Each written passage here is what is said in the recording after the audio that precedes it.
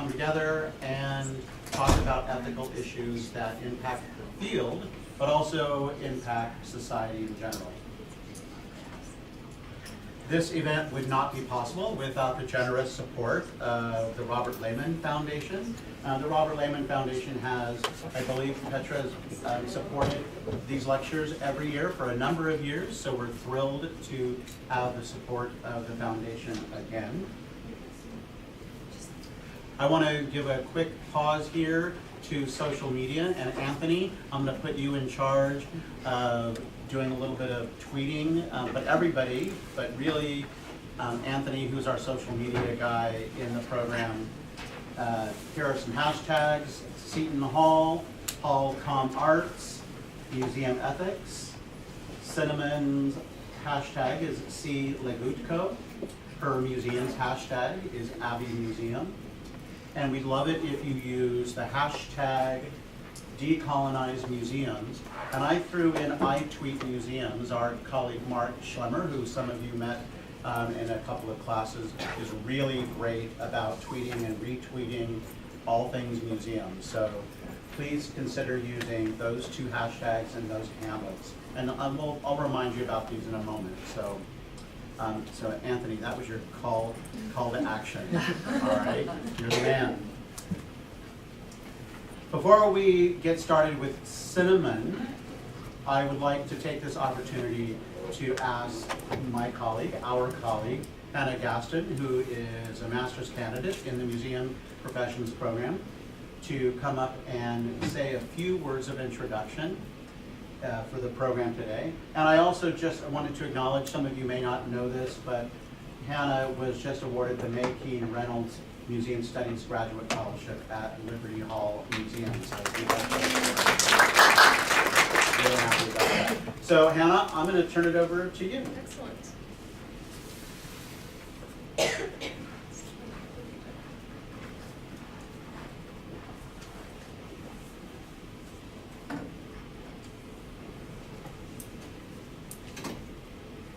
Just click this Let's see if I space. can make the presentation work.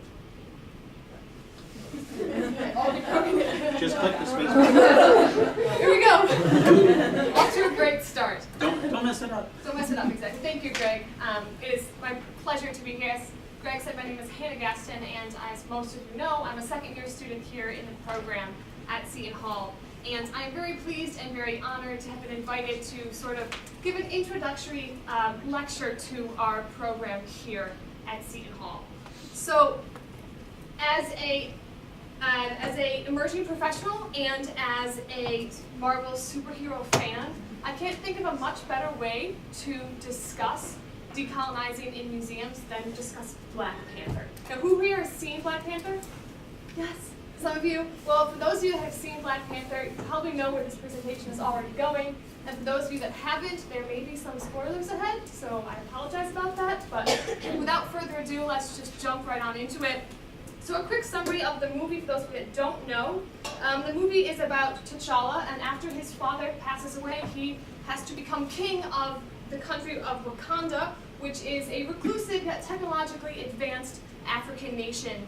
However, his position as king and as Black Panther, which is the protector of Wakanda, is challenged by an enemy Killmonger who wants to assume his throne and take over Wakanda and take over the world. Essentially, it's a superhero movie, but it was a very, very popular superhero movie. In fact, I looked up some numbers about this. In the first 26 days, it reached $1 billion in grossing.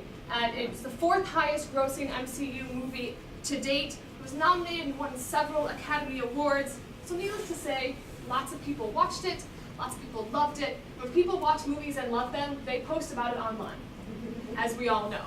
And of course, people posted about it, tweeted about it on Twitter, and besides the usual, well, this movie was very great, people were posting things commenting on Black Panther's stance on diversity and inclusion and representation and its ability to discuss real-world problems. For example, Jen Yamoto tweeted, "Black Panther is incredible, a superhero movie about why representation and identity matter, and how tragic it is when those things are denied to people. The first MCU movie about something real." And why this was so important to so many people of color was was because this movie gave them a voice in Hollywood and a voice on the world stage where they are so often excluded. So why should museum professionals talk about Black Panther?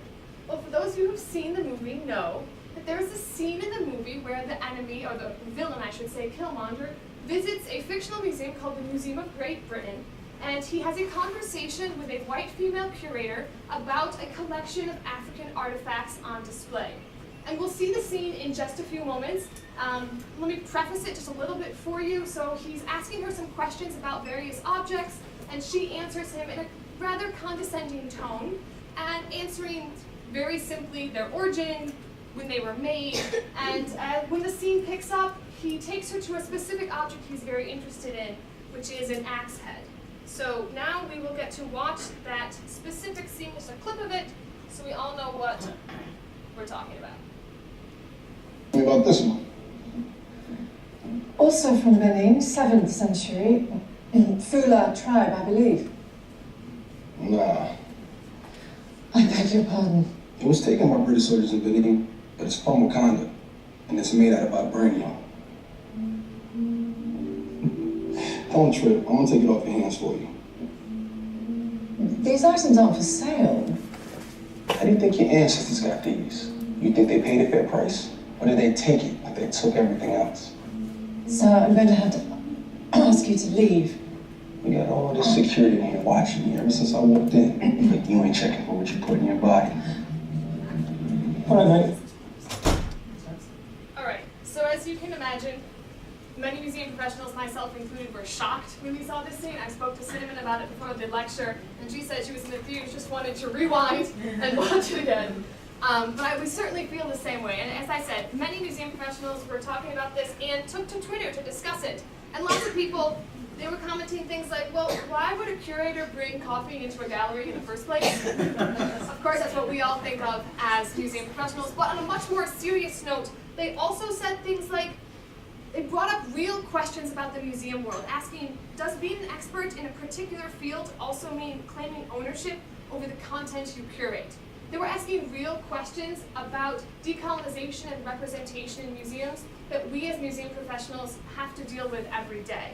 So from this little scene, I think of 3 key issues that this scene touches upon in the museum field.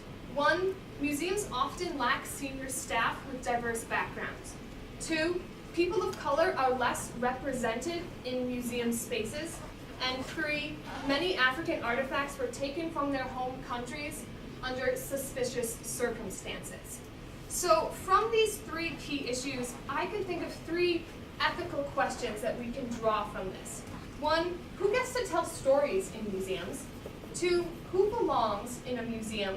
And finally, what should museums do with the objects that they acquire as treasures of colonialism? Now, of course, Black Panther is just a part of this story. And while it may be lacking in subtlety, this scene from Black Panther touched upon some major issues of decolonization and representation that we see in museums today.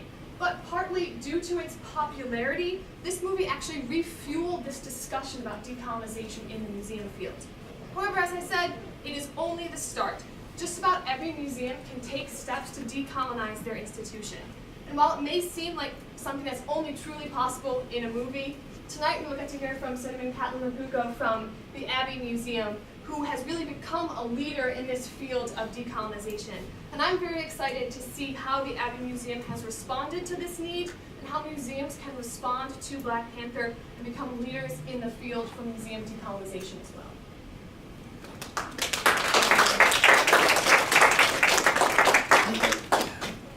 Thanks, Hannah. It was a great setup for our conversation.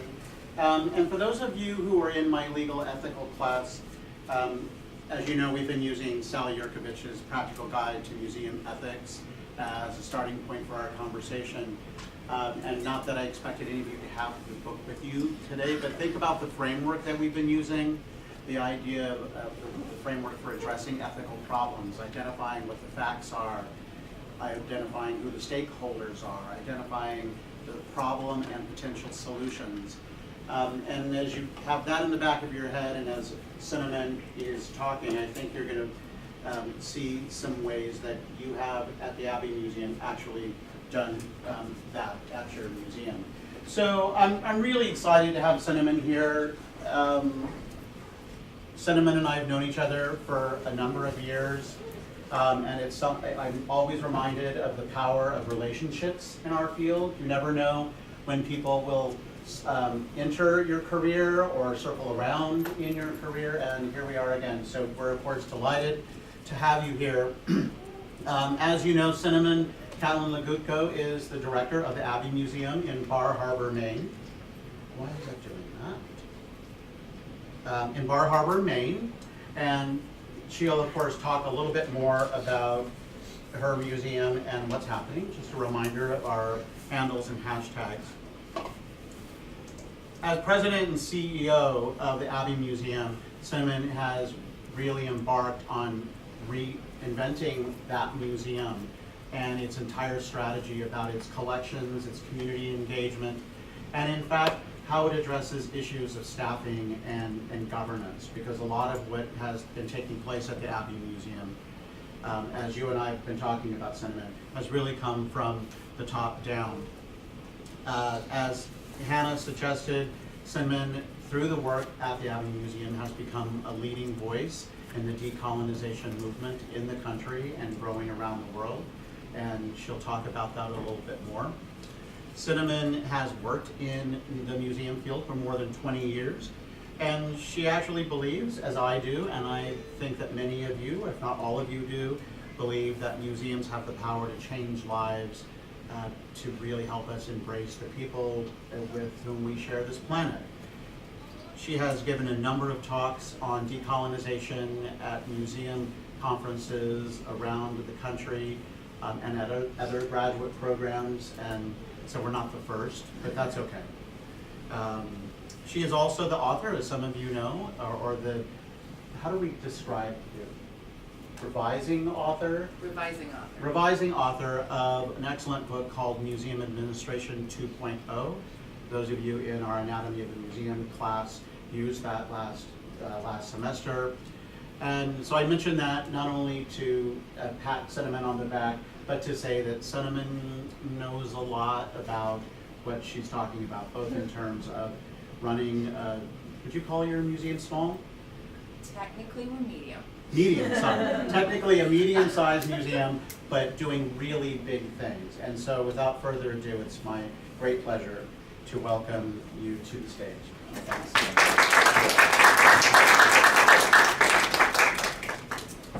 All right, just a warning, my throat is being cruel to me, so I might have to switch at some point to a cough drop, and I'll try not to be obnoxious about it, but the water should carry me through. So, I'm delighted to be with you. You'll pick up pretty quickly, I'm a casual speaker, but I have a lot of content I want to move through, so at times I might switch in style, because it's really important as we talk about decolonization for each of us to understand exactly what we're talking about. Specificity is key, and it will be imperative at the end for us to have that full picture. But I also want to say that some of the information I'll talk about at the beginning could be triggering for people of color, indigenous people.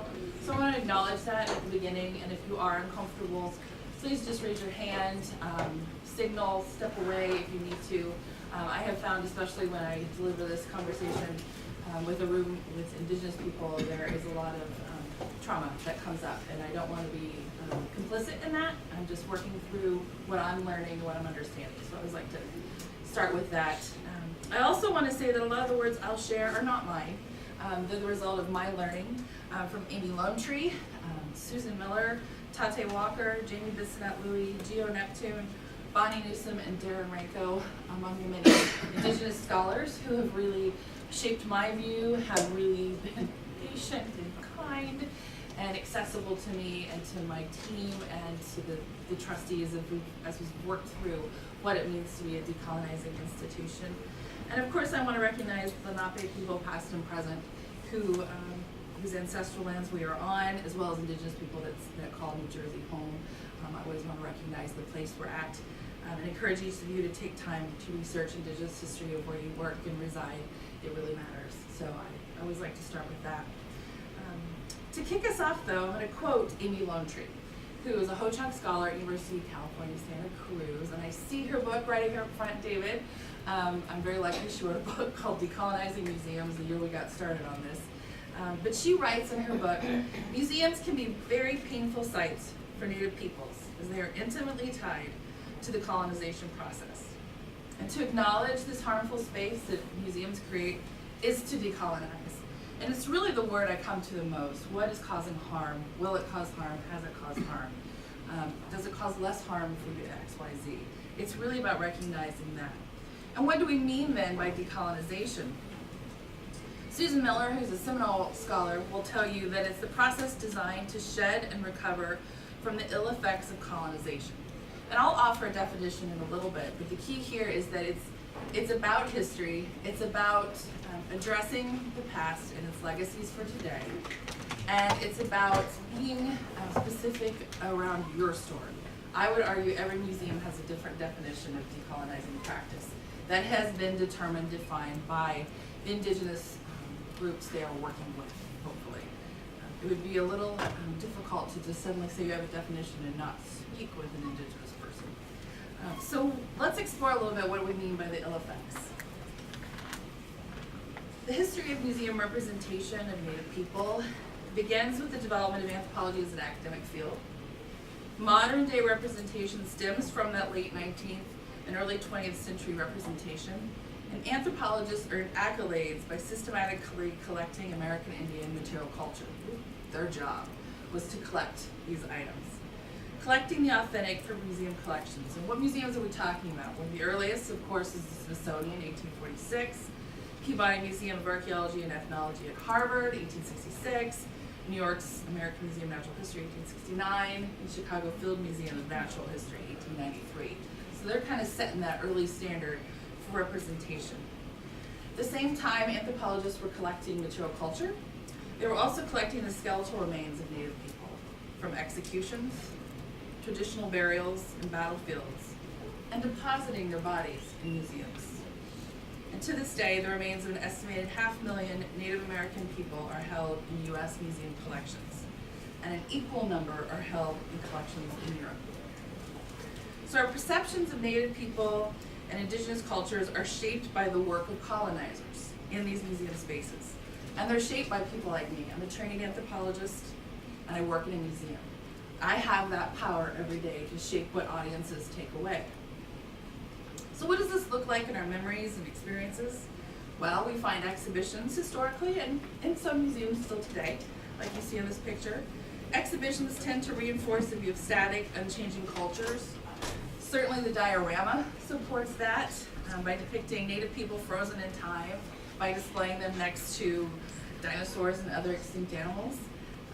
Exhibit techniques didn't really show connections between living people and people of the past, and really focused on objects, which were presented and defined by a Western and scientific categorization, not determined by worldview, and really relegating Native people to the past and without any living presence. And then third, Native peoples were homogenized, one big Native American community instead of the over 500 indigenous nations that exist in the U.S. today, and legions more of non-recognized tribes. The notion of Indians as vanishing or dying race was prevalent during this time period as well. So when you look at this image, I'm going to ask you, what words come to mind when you see this image? And D, you have to be white. One of my volunteers at the Abbey Museum is here today. She knows all the answers, so she'll lock it up. What words come to mind when you see this image? Yeah? Whitewashing of Whitewashing. American culture. Mm-hmm. What was that? Putting things in whitewash terms. Whitewash terms, that categorization. Mm-hmm. Kind of a positioned understanding. Mm-hmm. What are the words here? Context. Context. Lack of context. Context, particularly in that you take an object out of where it historically was, and you just and you just view the object as just as it is right there. And it's Loses its story. It does lose its It's a story. loss. Yes. Yeah. What's another word? More. Yeah. Old. Old. It looks old, it looks older, it looks like it could use updated in all sense of that word. Yeah. It's sterile. Sterile. It's completely removed of any meaning in the present. Like a specimen. The butterfly on the wall. It looks like a rock or Mhm. an insect. Yeah. Scientific. Scientific. I also often hear the word frozen. Not able to move forward in time, really stuck, static, unchanging as I described. Thank you. We're going to come back to this. There's some more to say about this. But this is probably a familiar look for many museums that you've visited. Some of these big, large museums still have elements like this, if not completely organized in this way. And as you get into different sizes of organizations across the US, you're going to see this more and more and more based on resources and access to information. It varies. But this is the norm. And I always turn to James Luna's piece, which really helps me illustrate this for you, which was performed in 1987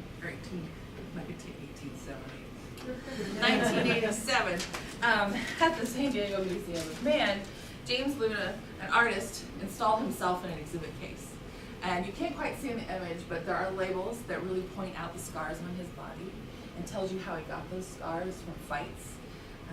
Next to him were also cases of material culture of things that he owned, as well as spiritual objects from his community at the La Jolla Reservation, an album, a Rolling Stones album, like all these things that make up his life, to really drive home the point that this is how Indigenous people feel when their material culture is on display. And this piece was installed, he was installed right alongside these very static, sterile installations. And for him, he really wanted to punch clearly forward this idea that Kumeyaay people are alive and well, and their stories are rich and diverse. It's taken San Diego Museum of Man many, many years to move forward in this process, and I'll talk about them in my wrap-up section. But I always want to encourage people to think of this image as you think about what it may or may not feel like for an Indigenous person. And I also don't want to skip the art world in the complicity on this. I'm really talking about anthropology, ethnology, type museums, natural history museums, but the art world is complicated. It's something I've been thinking a lot about, especially as we get inquiries. A lot of pieces that you might find in permanent collections may portray something violent. We see this a lot. This piece is actually at Colby Museum of Art, and they brought us in as consultants to talk through what they should do. It's a very large piece, and the artist painted it many years after this story, quote-unquote, story was told of Hannah Dustin killing the Indians. And the artist who painted it actually had a white supremacy agenda in doing that in 1847. And it continues to hold, at that time, a really large place in the gallery. And our advice to them was, you need to remove it and make sure it's visible with intervention only, because this is traumatizing to an Indigenous person as they turn a corner and see this. And Hannah Dustin is sadly the first woman to have a monument, and there's 3 of them of her in New England. And it's a very long story, but essentially she was captured. She escaped by killing Native people. So the art world depicts these kinds of stories because they're fables or tales of heroism. They also are rife with paintings that are very stoic, depicting the noble Indian as beautiful, kind of an othering perspective you find in the art world. And you also find the documentary, the historic recording through the visual arts. And I always have to spend a little time on this one when we talk about this collections process in museums. So we talked a minute ago, I shared that it's late 19th, early 20th century, when museums are building these collections and these representations are being solidified and taught to others. Just to give you a few examples of how aggressive the collecting is, the Smithsonian's collection grew in 1860 from 550 pieces of Native culture to more than 13,000 by 1873. At the same time, this is the bottoming out of Indigenous populations. So it's the nadir of their existence due to disease and genocidal practice. The material culture gets to live on in museums at the same time. And I would argue that people like my uncle, George Catlin, it's really important for me to point this out because I have a white privilege and a history that stands up and shouts pretty loudly in a room when we're doing this work. And if I don't acknowledge it, I continue to perpetrate. But I would argue that George Catlin, even earlier than that in the 1830s, sounded the alarm. He thought Native people were going to be gone imminently, so he saddles up and heads west with the dragoons and paints and paints and paints and creates this gallery that travels the world. But he's also collecting at the same time, and I think a lot of us forget this. In 1839, shortly after his American tour ends, he sets sail for London, taking hundreds of paintings and 8 tons of Indian artifacts with him. So he's taking it across the sea as trophy for museums. And at the same time, the federal government is exacting a future that is not kind or supportive or committed to even a sustainable future for Indigenous people. And I always isolate 3 things that are happening at the same time with all this rapid collection. You have the Dawes Act, which is it's after a series of different acts, but this one is a model of individual land ownership enforced on Native people that finally divided their land into separate allotments, and each family received 168 acres, and everything left over was sold to the highest bidder. So before Dawes, 138 million acres of land were held in trust for Indigenous people. It was already a shrinking, obviously, at that point, but had been guaranteed by federal treaties. By 1934, only 52 million acres remained in tribal lands. So they're taking the land at the same time they're taking the artifacts. The boarding school movement's happening, ripping apart families and working aggressively to destroy the Indigenous culture that each individual possesses and their kinship. Built on Captain Richard Pratt's model at Carlisle Indian School, which is 1892, 150 Indian schools were created to kill the Indians, save the man. So we take the land, and then we take their spirit, their life, their soul, their family. And then third, religious practice was outlawed. The federal government was determined to eradicate Native religious practice and impose Christianity on Indian people. And of course, this violates what this whole nation was founded on, religious freedom. We learned that day one. But it was outlawed for Indigenous people. And that was not restored, by the way, until 1978 with the American Indian Religious Freedom Act. So you can imagine why Native people don't find museums to be comfortable places, that they would find them harmful, that they would find them places that continue to perpetrate harm. And that it's a tragic dynamic, if you will, of trauma and collecting that's really the kindling that builds museums in the US and informs this process. And you did hear from Hannah the example of Black Panther, which talks about colonization around the world. Yes, it does happen around the world, but I'm really honing in on what's happening right here on this soil, because it's unique in its relationship with Indigenous people and museums today and how they interact. I moved through a lot of content. Y'all okay? Right, a lot of stuff to look up there. But of course then there's NAGPRA, which I haven't talked about. And I'm assuming not everybody understands what NAGPRA is. How many have heard of NAGPRA? Quite a few. Yes. Sometimes I speak to rooms and I'm like, huh? So Native American Graves Protection Repatriation Act was a big deal in 1990. It was the result of activism in the 1960s when Native self-determination is taking root and activism is making change happen. Finally, in 1990, you have a policy to reflect that. Amy Lone Tree talks about how this action of taking the ancestors and put them into collections is a violation of human rights. And so I talked about the artifacts, but let's talk a little bit more about the ancestors. At the same time all this collecting's happening, scholars began using human remains to explain physical and cultural differences between people. They were collecting crania, especially, phrenology, the study of phrenology, eugenics, creating a tie between your morphology and your ability to be an excellent member of society, much less acceptable, was a type of study going on. Samuel G. Morton, who's the father of physical anthropology, father, I say in quotes, actively collected human remains for studies. He paid soldiers, settlers, and government agents to enter Native American graves. And even sadder, There were mass deaths due to disease and colonizing forces, which made the graves more plentiful. Another guy, George A. Ortis, curator of the Army Medical Museum, urged field doctors to send human remains to him.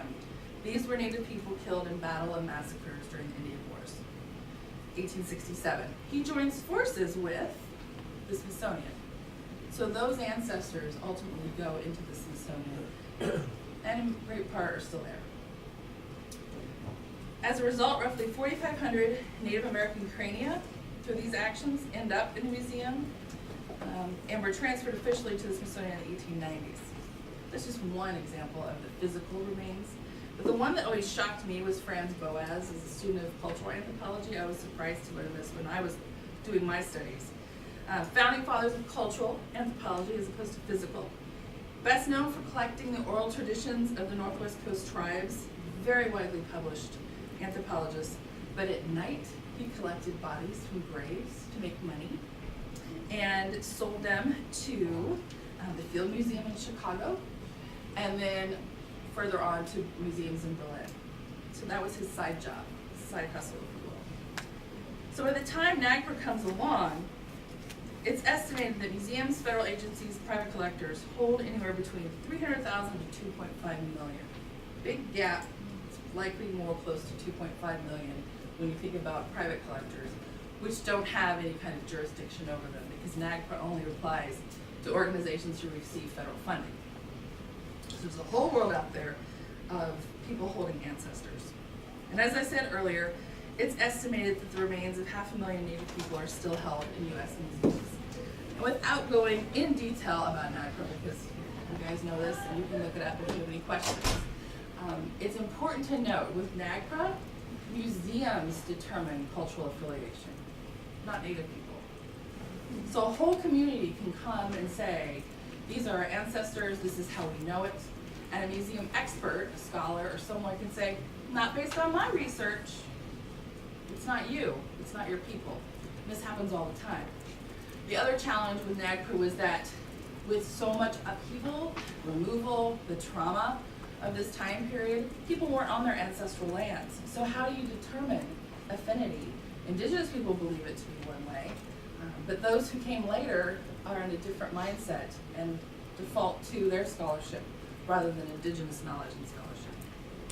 So these actions still inform museum practices and design. It still shocks me that NAGPRA wasn't a solution, honestly. It was a very tiny step.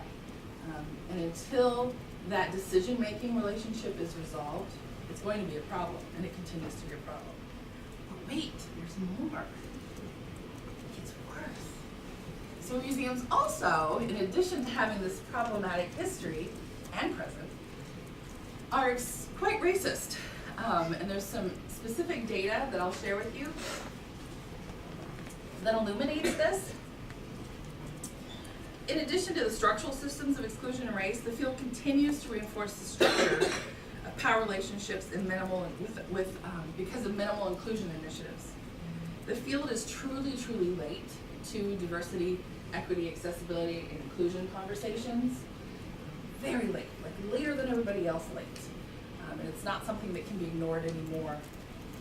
And especially when you compare us to higher ed, healthcare, and other sectors.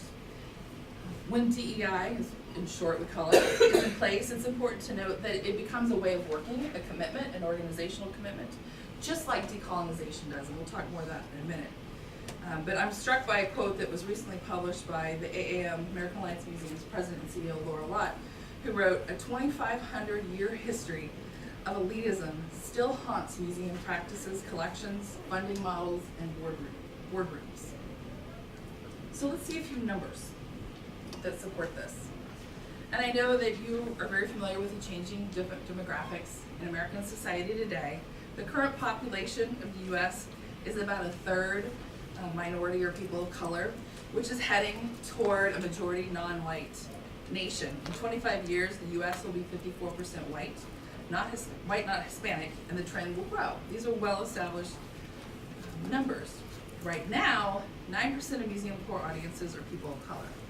So with this shifting demographic, people aren't necessarily coming to museums because of these histories, because of these feelings, because of the harm that may or may not exist for them.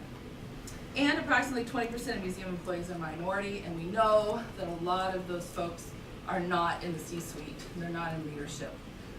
They're at entry level, or they're in security or facilities, which is challenging. 93% of both museum directors and board chairs identify as white. So the top level is white as hell and not changing, to be clear. It is the least diverse of the bunch, and that's where the power rests, that's where the decision making rests. There are lots of numbers to share here, but I've just picked out a few. 77% of museum directors and 66% of board chairs believe D&I, diversity and inclusion, is important to advance the mission. So they recognize they're all white. They know D&I should happen, but only 10% of boards have developed a plan.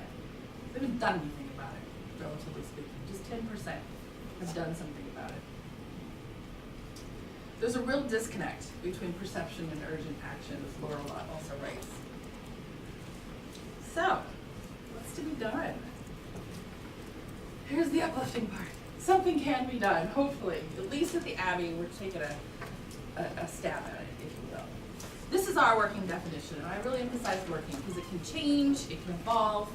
But for us, it means, decolonization means, at a minimum, sharing authority for the documentation and interpretation of Native culture. But we do this in 3 ways: collaborative work, privileging Indigenous perspective and voice, and including the full measure of history, ensuring truth-telling. We'll talk more about that in a minute. So that's our definition. And I'm going to show you ways that we think about this, ways that we move through this thinking. I know this definition is going to change because most everything we've been working on through the years has been changing, the 6 years we've been in a decolonization pattern. But let me tell you a little bit more. You saw a photo of the Abbey, but I need to tell you about the Wabanaki people of Maine. There are 5 communities in Maine. So the Wabanaki refers to a confederacy of tribes: Micmac, Maliseet, Penobscot, Passamaquoddy. And you also see that there are 2 Passamaquoddy communities in Maine. What you don't see is the 5th, which is Abenaki, which they do not have a federal recognition, they have state recognition in Vermont. What's really critical here is that this is actually their homeland. Maine's just a tiny part. So Micmac, Maliseet are bands in Maine of the larger tribe that goes up into Canada, the Maritimes. And you also see a much larger community of Abenaki people in Canada as well. So this is the full homeland, more than 12,000 years of continual presence in the homeland, which is a pretty interesting dynamic. You don't have a removal story here, but you have communities who have dealt with hundreds of years of colonial pressure, acculturation, and other devices of removal. And of course the land's been shrinking, and then you throw in the political boundaries. Just some more pictures. To point out, we have 2 locations. We operate in downtown Bar Harbor and inside Acadia National Park. You can see our Cedar-Mont location on the bottom left, and a few other pictures there. That original location, the Cedar-Mont location in the park, was founded in 1928. And we believe it's the last privately operating museum in the Park Service. There are lots of little trailside museums that exist in the Park Service, but they've been taken over by concessionaires or the park runs them. We operate right inside of this huge Acadia National Park and charge admission, which is also weird for the park, but it's working. We are the first and only Smithsonian affiliate in Maine. We're also a member of the International Coalition of the Sites of Conscience. And in 2001, we opened our downtown facility, which you see, kind of those bluish photos, right in the heart of the busy tourist area. You also see traditional activities going on at the Abbey, programs, exhibitions, you name it. We have the largest, best documented collection of Northeastern Indigenous basketry. We work with 30 artists every year to deliver programs, Wabanaki artists and performers and demonstrators. And we represent over 80 artists in our shops. There's a lot of people in the mix at the Abbey Museum. We have a Native Advisory Council that formed in 2012. It's appointed by tribal chiefs. 2 people from each community in Maine are appointed. So there's 10 Indigenous people who work now side by side with our Board of Trustees, which is 17 right now. And our board in 2018 became, which is a very traditional type of Board of Trustees, in 2018 became majority Indigenous. So decision making is really happening in the majority lens now. It's an important distinction, as you can imagine. High degree of community involvement. We're scrappy. We just have a budget of over $1 million. That's what makes us medium. 150,000, 250,000 would have made us small. About a budget of $1 million. But we've been described as an organization with acting like an organization with a $5 to $7 million budget. So a lot of output, a lot of visibility, a lot of transparency. And 85% of our visitors are from away, from far, far away. And they come to this island because of this gorgeous place. We had last year over 3.5 million visitors to the park. There are only 1.3 million people living in the state of Maine. It's a lot of people. We see about 30,000 of them, so we're pretty grateful for that. Because this is our competition, and this is real. If we have a beautiful, sunny summer, we take a hit financially, and it is what it is. But we also deliver programming in the park, which is critical. So we try to meet audiences where they're at. As I talk about the Abbey, though, this is a shot from our core exhibit, People of the First Light. We talk about it as a museum doing work with, by, and for Indigenous people and Indigenous causes, not doing work about Native people and to Native people. It's a key distinction that Dr. Sonia Adelaide at UMass Amherst points out. I really like that distinction, with, by, and for. We also avoid the use of the word prehistory. That's not an Indigenous worldview. It's one story, guys. One Native history, more than 12,000 years. Cutting a little line through it was not something Indigenous people do or did. That's a big distinction that really challenges the audiences, and they get it. They really do. It's one story. Thousands of generations is how we tell time. But we still have a great deal of work to do to comply. None of this is to say we have it all figured out, we're checking all these boxes, we're done. Oh no. Because remember this image? This is also us. This is Sur de Mont on the inside. It still looks like this. The only thing that's changed is we put some dioramas in the 1960s or early 70s, I think it was. We haven't gotten to this space yet. We'll get there eventually, but even with all of our best of intentions, there's just not enough time in the day to even marshal all the troops to get it done. So I say this, I share this to confess that we know that we still have the opportunity to create harm, and so it's important for us to be trained to respond to that, and I'll talk some about that as we move along, how we've trained ourselves to ignite this space for conversation, to recognize it and be honest and transparent about the problems they're in. But this is still us, as well as our downtown facility, which is more quote-unquote progressive. So how did we begin our initiative? It's a really long story, and I can happily share it. The questions or some other time, you can email me. But in short, it was the result of a really bad board meeting, which is typical when massive institutional change is going to happen. It can either go poorly and nothing changes, or it can go really well. In my case, my board acted poorly in rejecting recommendations from the newly formed Native Advisory Council. They were not majority Indigenous at the time, they were mostly white. Rejecting some of the first recommendations and realizing that they didn't know why that was a problem. It was a very contentious meeting. And it led to them engaging in prolonged learning. They're still in a learning cycle. We call them a learning board because we're constantly doing readings, going through trainings, talking through what's happening. But we began with sovereignty, really talking about what it means to be a sovereign nation and what it means around cultural sovereignty. Why would Native people care what's in our collections? Like straightforward conversations like that were actually not understood by the board, and I would argue most boards don't get this. They don't sit around and read museum history like we do. They just don't. And I don't think to start there. I think about successful board governance or fundraising or all these things they should do as nonprofits. But I'm never thinking about what do I need to relay as museum history and as it relates to what we do. So that was one of those learnings that we needed to stay in. And luckily for us, like I said, Amy Lone Tree created this great book Decolonizing Museums, that looks at what it means to decolonize, uses 3 case studies in her book. She looks at Minnesota Historical Society, National Museum of the American Indian, and also the Zibwing Center, which is a tribal museum in Michigan. And she argues that there are really 3 things that need to be at play to see evidence of decolonizing practice. One, it's collaborative, as I've said before, but what I mean by that is collaboration is at the very beginning of an idea, a project, an exhibit, a program, what have you, indigenous voices in the room. And if the idea comes from the communities, we prioritize that. We're gonna move that one forward faster because there's an interest. And then it's throughout the life of a project. You don't just check in midway and say, hey guys, is this okay? No, it's a regular check-in process. And then especially with our exhibits, there is a final review by Wabanaki advisors to say whether or not it goes on the wall.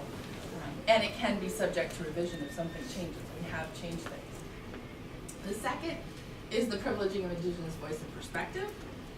Really setting aside some of the stuff that's already been written and prioritizing the work of indigenous scholars and the point of view presented there. And lo and behold, everything shifts, everything becomes more rich and vibrant and alive, and yes, audiences prefer it. The studies have shown us over and over again, this is what our audiences are wanting to hear. They want to hear that perspective. And then third is truth-telling, and this is what she says, most museums, when they're trying to do this work, completely fall down on it. It's kind of a test. Are they talking about difficult history? Are they talking about genocide and the legacies of colonization on indigenous people? When you do incorporate truth-telling, you can understand then why mascots are an issue, why hunting and fishing rights are an issue, why sovereignty is questioned by some people. You understand all of that when you begin to tell the truth. It doesn't mean that the whole story focuses on that, of course not. It's a large tapestry of information. But a lot of museums will leave it out because they don't feel they're equipped, or they feel there'll be pressures from donors or publics or board members to not talk about it. But she argues that's the one thing that needs to happen that most fall down on, is the truth telling. In the center, I have added something that has been the center of our conversation of late, is the power sharing, where are decisions being made, making sure indigenous people are there in that conversation and holding power. Our executive committee now, in addition to being a majority indigenous board, our executive committee is half indigenous, half white. So making sure those decision-making conversations are happening at that level as well. And then self-determination, which dates back to the era that really took hold in the 1960s of activism, well established what it means to be a Native person and self-determine your past, your present, your future, and making sure indigenous people are determining all of that in our space as well. Those are the 2 big conversations we've been having lately. And I would argue that this framework also is helpful when you're talking to any cultural group or any culturally specific museum or a general museum trying to be inclusive. Really thinking through these 3 parts is especially constructive. This I realize you can't read, but the nutshell is the purples. Any organization working on change as dramatic as us needs to have a theory of change. What is it you're intending to do, and how are you being deliberate about it? For us, it began with awareness, understanding what the heck is going on, recognizing what we don't know, assessing, looking at everything. Maybe you're not doing it all at once, but definitely being assessed-like in your work, and then implementing changes, and that includes investing. You gotta spend money to do this. It doesn't mean there's this huge new source of money that has to come in. It's a reallocation of money. And then 4th is to maintain and improve, because it changes constantly. As new people come into the conversation, as staff changes, as people deepen in their learning, new things happen. So it's a constant cycle. And this is the kind of thing that is needed to make real change lasting, to persist beyond the players. So if I were to leave, or if a key board member or 2 leaves, it suddenly wouldn't change into a new type of work. This is the way we work now, and I just show you some examples of our dialogic materials we use that really express this change, this view, this shift of perspective. What have we done that is a decolonizing act? Well, certainly we have a policy now, a decolonization policy. We're developing protocols, But I've found that developing the practice has become more important to Indigenous people we work with. They really want to see us do it before we write about it, which has been important in our trust developing. New core exhibit, you saw one image of people, the first 30 Wabanaki advisors worked with us on this core exhibit, and we had an interpretive framework years before created by Native Advisory Council, so a total of 5 years of Indigenous investment in this new core exhibit, which now shapes all of the messaging in the building. We've been reformatting our educational programs to embed dialogue, which I'll talk about in a minute, so that people can engage around difficult conversations. What I didn't mention earlier is that we have an archaeology component to us. We're the first institution in Maine to do Maine archaeology in the 1930s. We stopped doing archaeology because it was said to us by advisors that we're digging without an agenda. We didn't ask anybody if we should be digging. We were doing it for the sake of scholarly research and teaching students, but we weren't doing archaeology to answer questions Wabanaki people would like to see answered. So we stopped, which was a big leap.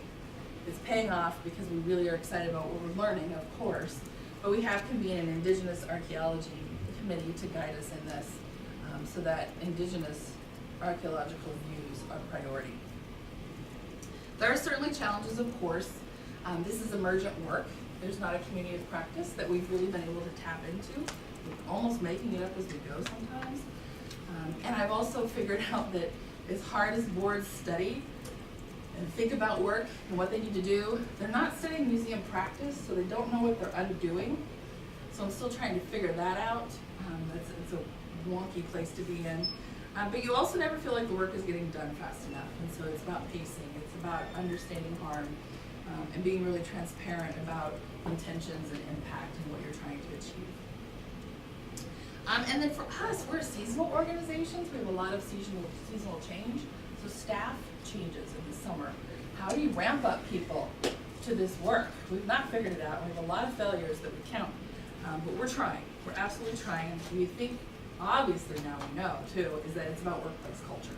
So as that deepens and evolves around this initiative, it will improve. And it's important to always know that decolonizing practice is a process, not a product.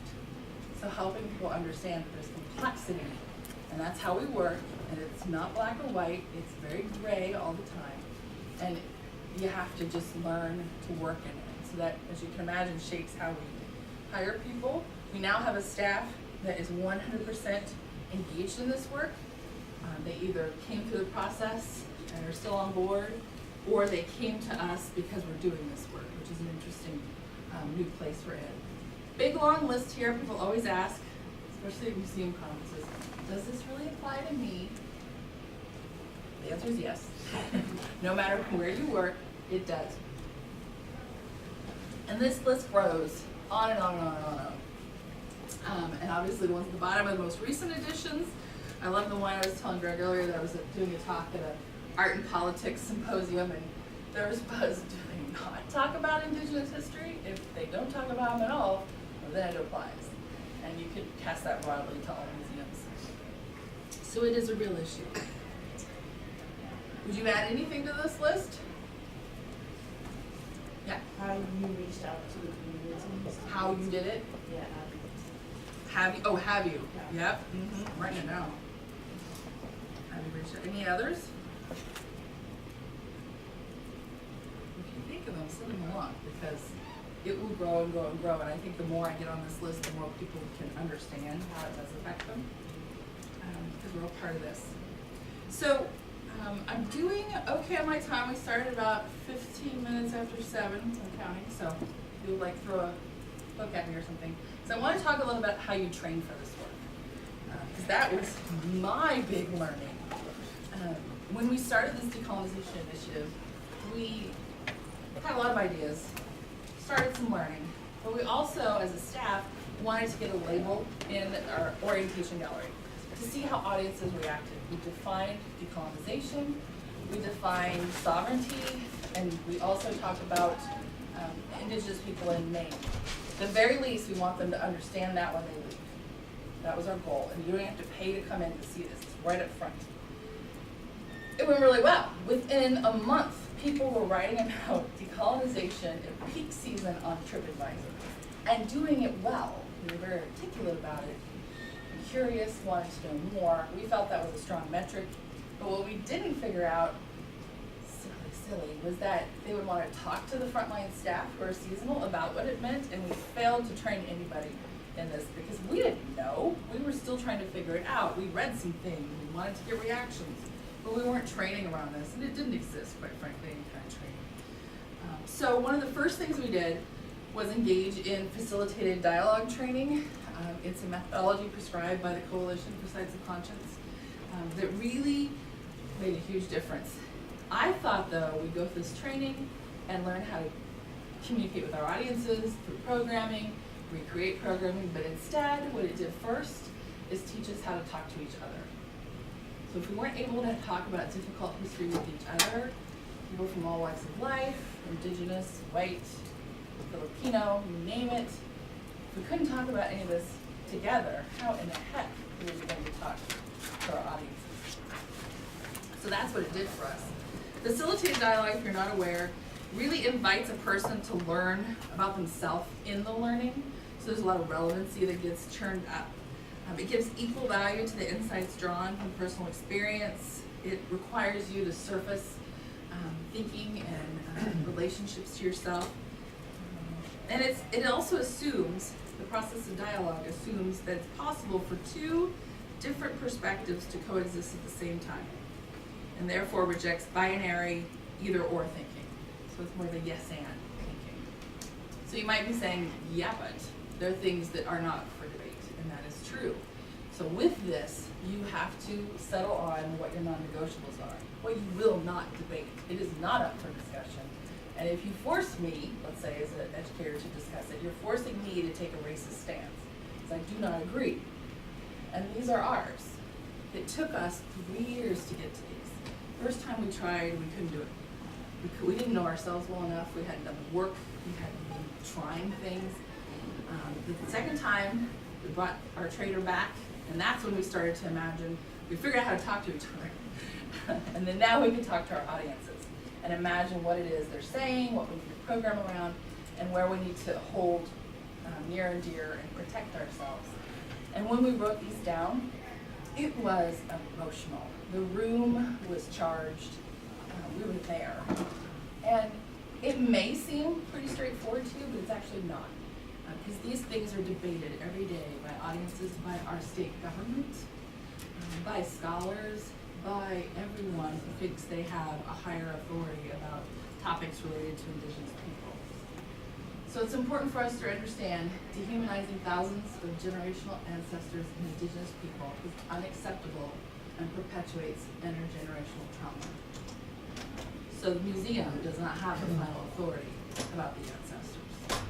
Indigenous people do. Colonization is an ongoing, harmful process. It actually never stopped. We're still colonizers in a colonized land. It just looks different. And while Abenaki nations are sovereign nations, that sovereignty is inherent and cannot be taken or given away. This is actually debated by state government, which it's not even debatable, but they think they can. So you can imagine the legislation that comes out that hurts indigenous communities and prevents them from having a sustainable life and community.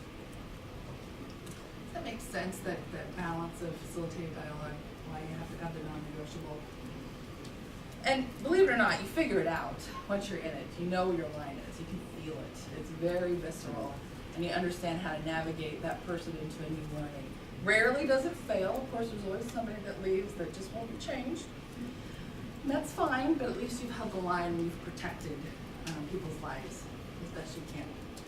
But what I figured out in this learning also, what is this evolution over 6 years and going, is that while we were focused on decolonization, we weren't paying any attention to what it means to be an inclusive organization. Other colleagues thought we were an inclusive organization, and I'm like, sure, whatever. Yeah, makes sense, but not really. Decolonization is not a metaphor for these things. You still have to recognize that the stuff I said earlier about exclusive practices in museums and the all-white boardrooms and leadership and all that. You really have to embrace diversity, equity, accessibility, inclusion, and make a plan, and that's important. I give you a resource here, Facing Change, if you're wondering the definitions, there they are. You can look it up on aam-us.org. But what's important for all of us is that once we do the DEAI thinking and work around that, we also need to understand institutional legacies. Racism is at the core of decolonization. And this was a later learning for us as an organization, was that we were actually doing anti-racist work, and we had not even trained around what that meant, much less understanding systemic racism in our institutions and moving towards social justice, which is the goal, is to make change and to work in ways that create an opportunity for reparations, reconciliation, and healing, which we're not even close to that. We still have to work through all of these systems and change them. So we've done extensive training about that as well. We received, fortunately, an IMLS, Institute for Museum and Library Services grant. They had a new initiative a couple years ago called Museums Empowered for projects just like this. And we contracted with Chris Taylor, who is the first Director of Inclusion in Museums. He's at the Minnesota Historical Society, basically borrowed his thinking. He's been kind of guiding this training. We're still in it. And we have done unconscious bias training with him, cultural competency assessments. We'll have cultural competency plans to help us work through our learning and make commitments to each other. We've also worked with a gentleman named Richard Ironclad, who's a Lakota scholar who believes and studies servant leadership as a model for tribal relationships and government and how best institutions can work in service using that model. And then last, we've done intensive anti-racism training. The staff did a 4-day workshop together. What the big learning was is, despite how much I love our board and their willingness to learn, they were not willing to do the anti-racism training. They have a long way to go, and now we've got the staff working ahead, and we're not lockstep again. They just couldn't give the time for it. So there's some learnings there. I want to give you this. There's this incredible resource called Mass Action. This is all online. There's a toolkit. And I've been very fortunate to be a part of this, but it was the result of the convening of 50 people working in this world of decolonization, DEAI, to talk about what it takes to get going, and that internal work is required before you can do the external work. And that's the big lesson there, is that you have to do those internal assessments, talk about who's at the table, talk about who's missing, and really understand your definitions and your cultural competencies. So they've produced a toolkit that's online, free. It's really great. I encourage you, even if you're the smallest institution or the largest institution, you don't feel like giving the power, to create a reading group, because you can read chapters and talk through it with each other and just begin to deepen your own learning. There's always something you as an individual can do. So as I wrap up, I just want to highlight some colleagues. Talked a little bit about San Diego Museum of Man. I told you they've come a long way, and they have. Their starting place was very different than ours. They were way behind in complying with NAGPRA, and so that was their starting point, as opposed to Abbey, for example. We had complied immediately, and we're now doing NAGPRA work that goes beyond the law's mandate. They had to start with recognizing these injustices of the ancestors.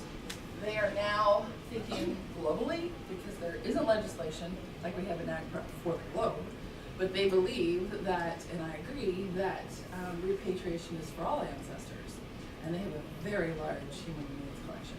So they are working to repatriate globally. They're also removing the mummies. Mummies are very popular, as many of you know, in museum work. Those are human beings, and they need to be back in their original place. Because there's a cultural determinant, a society that decided how these people would be interred, and to rip them out and put them in museums is part of this conversation, this problem. So they made that decision, and they're being transparent about it. They've taken it even further. They now have a policy called, the first policy is about human rights. The next policy they just passed last year is that any object in their collection that came to them through a colonial pathway will be repatriated. 80% of their collection, right? So it's a big statement. It's not going to happen overnight. People are panicked about this. It's gonna happen overnight. And not everybody wants it back. They don't. But they have to be asked. You have to understand. There have to be agreements. They're not gonna keep anything without an agreement, without consent in their collections. Huge stand they're taking. Global collection. Another one I've been watching closely is the Winnipeg Art Gallery. They got some great funding to create an Inuit Art Center, and they are determining it completely by Indigenous people. The board will be Indigenous, is Indigenous, and all decision making at the governance level from the beginning is coming through perspective of Inuit people and their needs, their wants, their wishes. So this is an exciting place to watch. There's not a lot to report yet because it's just getting started, but it sounds like the funding is in play and this groundbreaking effort is happening. I called the director, or she's like an affiliate with the art gallery working with the Inuit Center, to see and learn from her, and she laughed. She said, I don't know. She is an Indigenous person. She goes, I don't know what we're doing, but we're going to start here, and we're going to figure it out. So they determined their starting point to be a decolonizing, which matters. And this other one I just learned about, Museum of Northern Arizona, just reinstalled their Native Peoples of the Colorado Plateau exhibition. I wouldn't have recognized them as a decolonizing institution. And I don't think they describe themselves that way, but they have a growing participation on their board by Indigenous people. And before they reinstalled this exhibition, they asked each tribe, and there are 42 members of the Colorado Plateau tribes who then worked with them on this. They asked each tribe, do you want to be represented in the gallery? Do you even want to be there? And the answer was yes. And throughout the process, there was engagement. So this wasn't their starting point, and I think that's exciting. To just ask that question, is this a place where you want to see your story? And then one little shout out, the Abbey received recently a very significant IMLS grant to create a museum decolonization institute.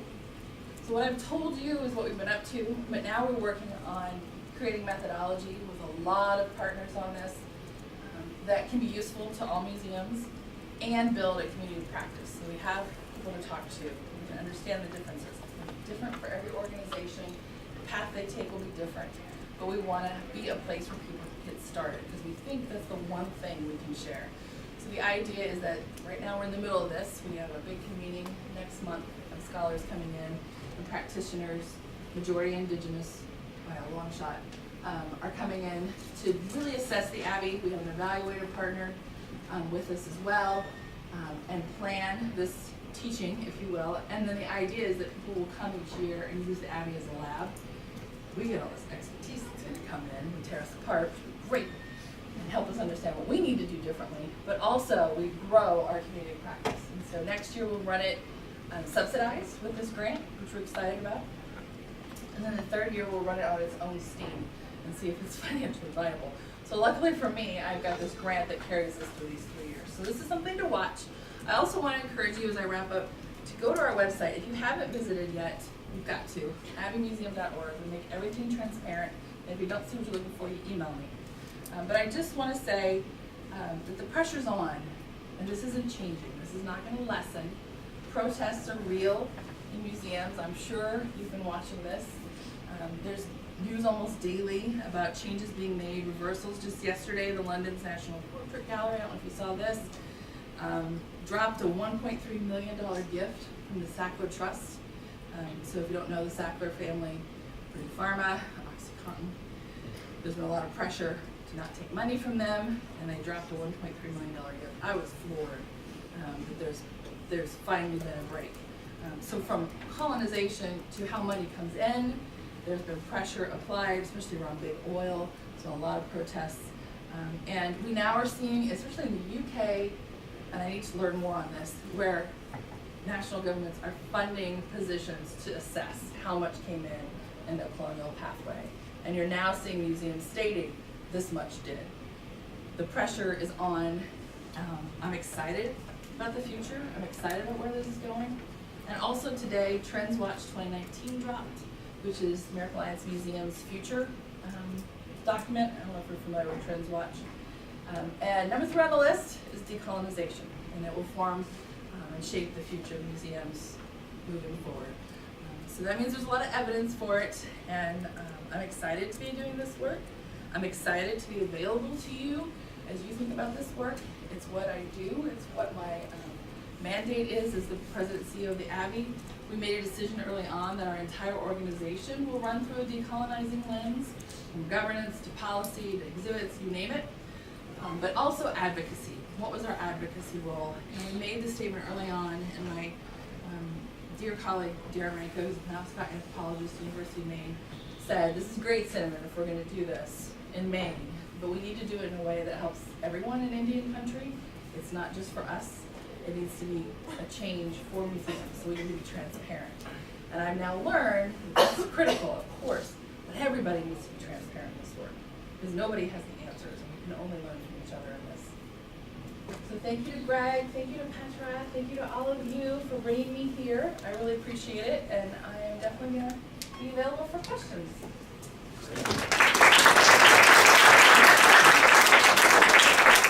Thank you, Cinnamon.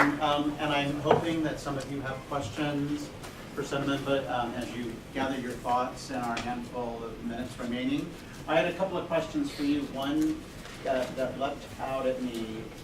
You were talking about your board being a little, I'm going to call them stuck in some ways, really sort of forward thinking, moving a lot of this forward, but then maybe not all the time.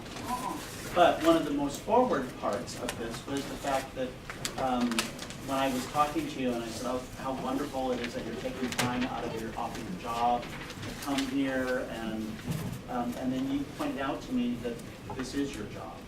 So would you maybe explain to the students and our guests here what that means? Absolutely. So from the very beginning, 2012, when this all started, within a year I was submitting session proposals for conferences.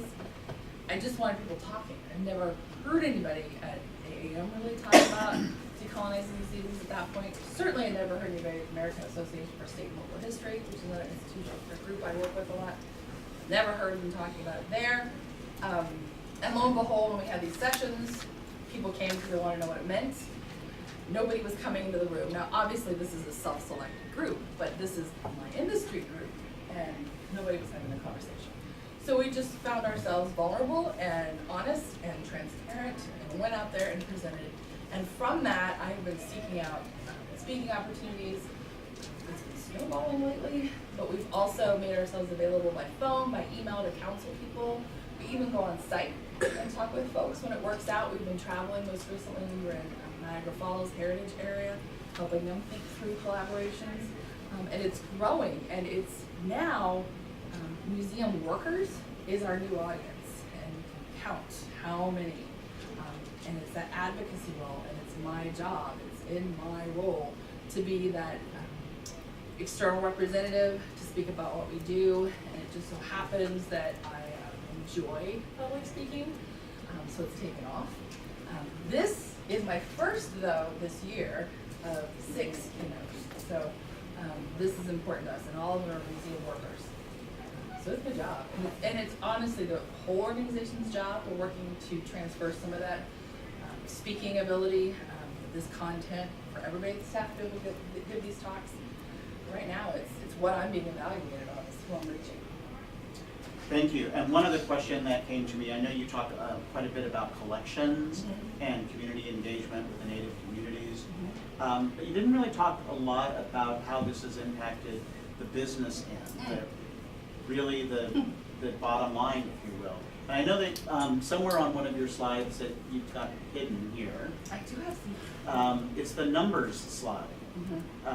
And in connection to is it the Indian market? Yeah. So maybe you could spend a moment talking about that. Sure. Because I think it's pretty powerful. So, yes. The obvious things we do in museums are programs, exhibits, collections, care, you name it. I have felt for a long time that there was something we could do on the island, not Desert Island where we are, because of that tourist economy that really makes a difference in the tribal communities. Of course, we work with Wabanaki artists for all kinds of reasons. We do a festival every summer, which is really great and lovely. It's just specifically for Wabanaki basket makers and some few other artisans.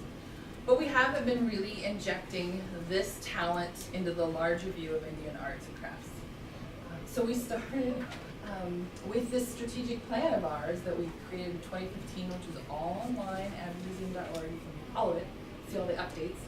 We marked this as a key economic opportunity. So it's great to talk with people and share stories and take care of the collections, but what else can be done to build community, to build opportunity that the Abbey has a chance to do? And we're right in the middle of Bar Harbor, and there's a village green across from us, and there's a history of art shows, but no Indigenous art shows in So we took 3 years to research and plan. We hired a producer, her name's Dawn Spears, Narragansett. She's worked extensively in this world to help us build this, and it was a hit last year. It's the weekend before Memorial Day.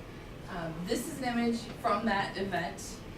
This was, I love this, this was my inspiration image. So I always have images of what I want to try to make happen. This is Santa Fe, the largest Indian art market.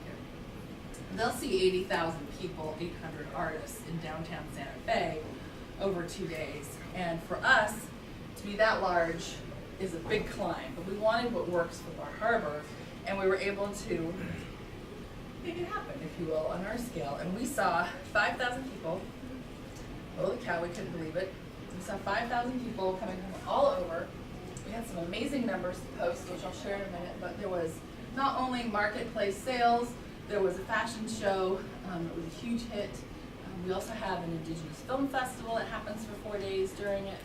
Performances, you name it, there's something for everybody during this event. What we never calculated was that people would actually come to the museum. Museum's across the street. We had lines around the corner, we never had that. Lines around the corner, both days. We had a 62% increase in visits the weekend in comparison to the prior year, and a 795% increase in sales. We didn't think we'd sell anything because everybody out in the market, buy it there. No, they cleaned them out there, and then they came and cleaned us out, which we couldn't believe it. 5,000 people. It was amazing. And I have a few other stats that I think I have actually buried. I'm going to pull them up, though, if you'll just bear with me. Nearly 90% of market goers indicated they traveled to Bar Harbor and for this event, and 55% of them made a purchase from an artist. So that first hour, all Wabanaki artists were either sold out or they had one basket left. And we had almost 75 artists, and about a third, maybe a fourth, were Wabanaki. They're from all over the U.S. They were sold out. These are baskets that start, a lot of them at $15,000 to $30,000 going on the first hour. I know, I couldn't believe it. So 55% of them made a purchase from an artist. 90% of the market goers indicated they would return again. And we're really remote locations. It's not easy to get to us. It's not like you're flying to Phoenix. You're maybe flying to Bangor and then driving an hour, or you're flying to Portland and you're driving 3 hours, or you're driving to Boston and you're flying to Boston and driving 5 hours. It's a long way.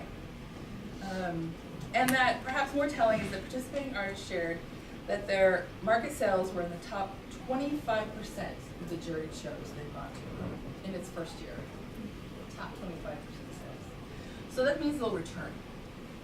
And each artist we view, who we work with, as an entrepreneur. So they go in their communities and they make art, and we create a place for them to sell it. But if they didn't have that outlet at home, they were spending thousands of dollars to travel, which they have been doing, to Phoenix, to Santa Fe and other places, to maybe sell something. However, Wabanaki artists have been really doing well in competition, taking top prizes for years. A lot of these shows have competitions. Ours is starting in a couple years. They have taken best of show, and then nobody in Maine really understands who they are, but everybody out west does. So there's something unjust about that. And there's something unjust about this island, which is a Wabanaki place, not having a thriving economy for Indigenous artists. So that was our economically focused Decolonizing Act in addition to everything else. Interesting. Questions? Kate? I was curious how you shared with us kind of your definition of what decolonizing is and your non-negotiables, but how has this process affected your mission statement? It hasn't at all, and we're probably gonna change it though. So our Can you mission is. repeat the question? So how has all of this changed, like with our non-negotiables and other statements, how has that affected our mission statement? Very good question. When we did our strategic plan in 2015, we did not change our strategic plan, or sorry, our mission statement, even though our vision statement was focused on decolonization. Our mission is to inspire new learning about the Wabanaki nations with every visit. We've had that mission statement since 2010. When we did the strategic plan, I don't think we were far enough advanced in our learning to think to change it, but we knew we wanted an active, engaging statement, so we kept it. Now we're talking about changing it because of a word that's in it. To inspire new learning about the Wabanaki nations with every visit. About. Very good, here we go. So we really need to rethink, what do we mean by with, by, and for? Obviously our intention is not to be othering, but the impact is there when you read it. So we're going to be changing it very soon, but it hasn't changed. David? I wanted to ask about how, in terms of your collaborative relationship with the Wabanaki peoples, how did the collaboration start out, and how long did it take to develop this relationship of, I guess I could say, trust between you guys? Yeah, great question. So I'm very fortunate, and I neglected to say this, I inherited really great relationships between the Abbey and the communities. The individual who was part of the fundraising to create the downtown facility, her name's Diane Kopek, she had really nurtured some outstanding relationships, and so did her staff. They weren't thinking in decolonizing terms by any means, that wasn't even a thought. But it was more about genuine relationship building and to deepen the experience for visitors by working with Indigenous people. So when I arrived on the scene, there had been some interim moments with a director and some interim folks who didn't quite pay attention to that. But also, that wasn't enough. Just knowing people isn't enough. You have to reflect a change that follows their interests and needs. So I had a lot of rebuilding to do. I would never say that we have trust. I think there are people who trust me individually to do the right thing for the communities, but a community doesn't trust us. I am really regimented about remembering that I haven't connected with everyone. Everybody has a different opinion in the communities. And I'm always going to be surprised when someone hasn't heard about our work, because there's an assumption already of the word museum. It is a colonizing word. So it is, I mean, just the other day, social media is very helpful for this, for me to see when I haven't gotten to somebody, and there's commentary, and I know I have to step up and be present more in the communities, and each of us do. So we never assume trust. We definitely can say we have relationships that are genuine and purposeful and productive. That helps. Aaron? So you mentioned when you're training the seasonal staff that that's a major difficulty, and then especially like having a dialogue with audience members is one thing you focused on. What are some other public learning opportunities that you've encountered with the seasonal staff? So the question is related to learning, because you have seasonal staff, there's some challenges you talk about. What are some other learning opportunities that are there for your staff? Well, for the seasonal folks, we're reinventing it right now. We inherited a process of hurry up, hire people. It's also very difficult to hire people where we are, because there's no housing, very expensive place to live. We have no housing. You have to really want it to be there. So we were hurried up, get people, and we hurry up and train them like for a day and then set them free. That's been the pattern because of that panic. Fortunately, our manager of guest experience is really committed to doing it differently, and she's now developing little pods. We're also working on a summer syllabus for independent learning. We'll be reading. There'll be that life safety orientation at the beginning. Meet everybody, talk through it. Maybe a few guidelines about what not to say. They all go through racial bias training though. I will say that they've been doing that for a few years. They all go through racial bias training. But then we're gonna spread it out now. I don't know how we're gonna do it, because we're also incredibly busy in the summer too. We spend this time of year thinking and planning and building, and then in the summer we're holding on for dear life. It's like, I call it white knuckle summer. We're just, so I don't know how we're gonna do it, but we think it has to be this pods of learning. It does require self-directed learning too, but we think with a workplace culture that supports that, rewards that, we'll have progress, but it's really something happening right now. Anthony, did you have a question? I was just gonna kind of go off the whole trust thing. Mhm. Do you think you'll ever fully gain the community's trust, or do you think it's something that you always have to kind of deal with? No, I mean, that's just not the goal. My goal is to reduce harm. I know that I have relationships, I mean, there are people that I have friendships with in the community, absolutely, and we trust for a different reason. But when it comes to, well, think of it this way. This was explained to us recently by a Native Advisory Council member. For them to be in the room with us, in a museum space, they've already taken a risk.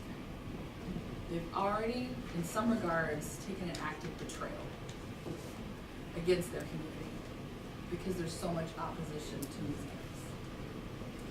So my focus is on gratitude and listening, because I'm never going to be able to convince all those people at home. But I do need to develop that relationship with that individual that I won't put them in jeopardy, if that makes sense. That was a real awakening for us. Because if something horrible is on the walls or produced or done, and we make a poor decision, and that council member was there, their community is going to say, what were you doing? This was not an option, and you let it happen. That's very powerful for them. So I let them have the trust as they want. And I just build a relationship. Yeah, I'll never have it. Anna?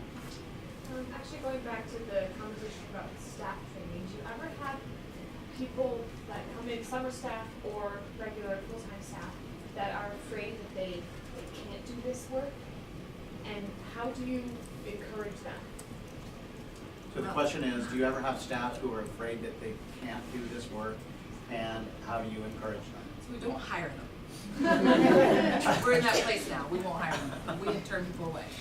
We've got questions we ask. You can't, I used to joke over them.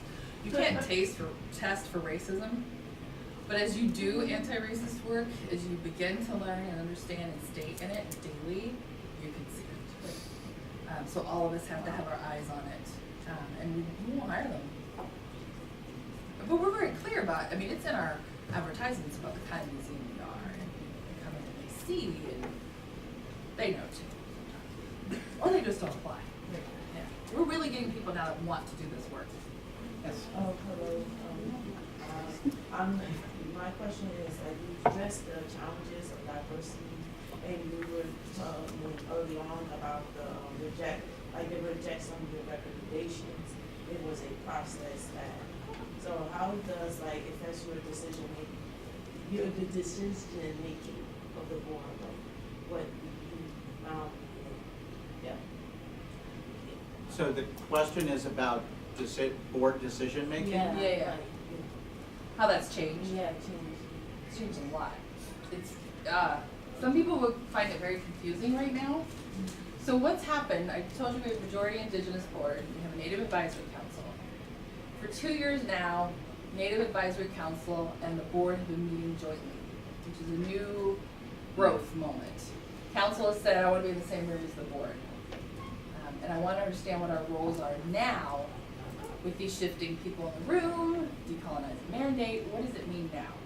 So we've had 2 big retreats. This last one was facilitated by Chris Taylor, our consultant we've been bringing in to do this diversity equity work. And we still can't quite get there. We now have our governance committee really committed to navigating this. It's being co-led by a non-native person and a native person to drive it. We just don't know what structure it is, because we know we want to change governance. We know we want to change decision making. We do not want to do Robert's Rules of Order anymore, for example.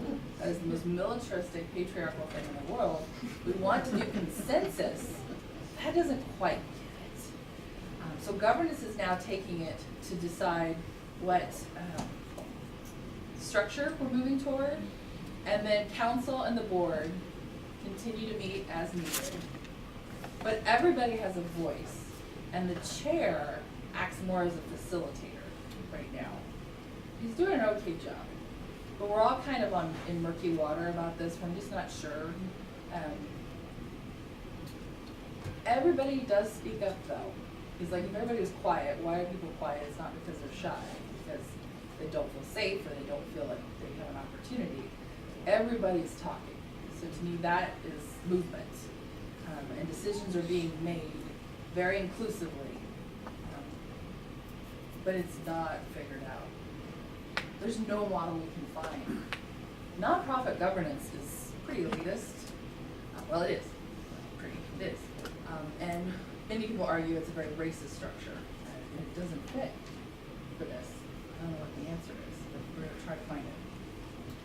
Well, Cinnamon, you talked, want to wrap it up because I know we're a few minutes over, but throughout your talk and in our conversations planning this and in other conversations about diversity and inclusion, going back as far as excellence and equity in the early 90s, the key message, and you've said it a few times, murky waters, ambiguity. We don't know what we're doing. There is no real community of practice because we don't know who else is really doing it, or if they're doing it, maybe they're doing pieces of it, and so it occurs to me as we're wrapping this up, that, and for all of you, that there's no guidebook on this. I mean, there are books and publications and articles, but there is no right way to do this, and so the challenge is amazing that you're actually doing the kind of work that you're doing on behalf of your institution, and you individually as a change agent. When I was in graduate school, our program director talked an awful lot. Allie, my colleague from our George Washington University Museum Education program, our program director talked all the time about how important it is for each of us to be change agents. And so I just want to, in closing, say thank you for being here, but also thank you for being a change agent in this important part. Thank you.